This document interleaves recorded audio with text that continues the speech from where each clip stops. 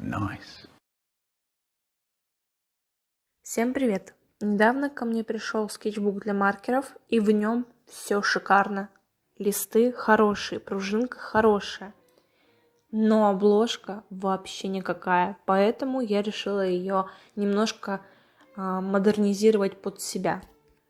На тот период жизни я думала, что лучше характеризовывает меня чимизавр, и нарисовала чимизавра. Собственно, получился рисунок так прикольный. Процесс мне тоже понравился. Но фокус на камере просто сказал мне: Арина, я ушел, как бы сиди здесь, да, на самоизоляции, я пошел гулять, а тебе нельзя. И я так расстроилась, потому что я подобрала удачный ракурс, свет достаточно интересно падал на картинку, то есть все было шикарно, кроме фокуса. Но ладно, не время расстраиваться. Я решила, что у меня же есть вторая сторона обложки, поэтому раскрашу ее. Ну, хоть что-то показать вам нужно, поэтому я решила сделать именно таким образом. И так как я недавно пересмотрела прекрасную трилогию мультфильма «Как приручить дракона», я решила именно этому мультфильму посвятить вторую сторону обложки, потому что могу себе позволить. Кстати, хочу напомнить о том, что у меня есть группа ВКонтакте.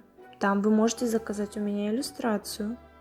Также, пользуясь случаем, хотела бы рассказать о том, что у меня есть группа ВКонтакте, где вы можете заказать у меня иллюстрацию. Также можете посмотреть на другие мои работы, которые я не снимаю для YouTube.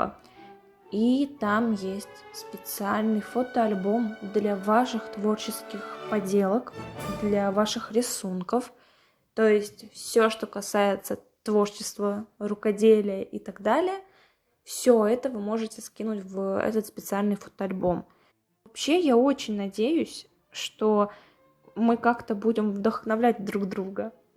Также там я буду задавать очень часто вопросы касаемо ролика. И вы можете помочь мне в создании прекрасного видео на YouTube. Ну ладно, хватит пиара. Ну там еще есть, кстати, беседа. Ну ладно, все, больше не буду.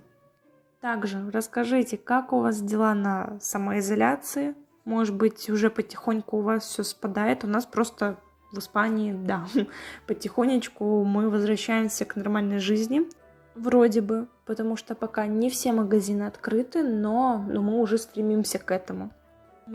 Лично мне, нужны только художественные магазины, либо магазины, где есть канцелярия, потому что я устала заказывать все на Алике. Это странное чувство, потому что вроде как можно там заказать дешевле, прикольные товары, но ты вот тратишь деньги, потом остается у тебя пустота в кошельке и на сердце, а товар все еще не пришел. И ты такой сидишь месяц, думаешь: замечательно, прекрасно, спасибо большое, очень люблю такое чувство. Нет.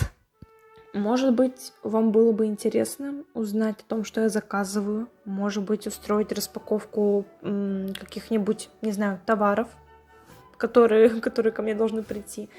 Наверное, с учетом всей ситуации, наверное, через месяц. Я заказала очень интересную акварельку с пастельными цветами. Вроде как это handmade, но не знаю. Надеюсь, что просто будет хорошее качество украсок. И ко мне должна скоро, не знаю, может быть, тоже через недельки-две прийти гуашь Хими, по-моему. Ну, она, по крайней мере, по-моему, она так и называется. Если честно, сейчас у меня прям вылетела из головы эта информация. Ну, ладно. В общем и целом, если вам интересно увидеть какие-нибудь такие распаковочки, обязательно мне говорите об этом. Потому что я хочу такое снимать, но я боюсь, что, возможно, вам это не понравится. Вот. Мне хочется, чтобы вам нравилось то, что я снимаю. Поэтому, пожалуйста, напишите об этом в комментарии. Ну, пожалуйста. Я скоро, буду похожа на Влада А4, который каждую минуту ролика просит подписаться.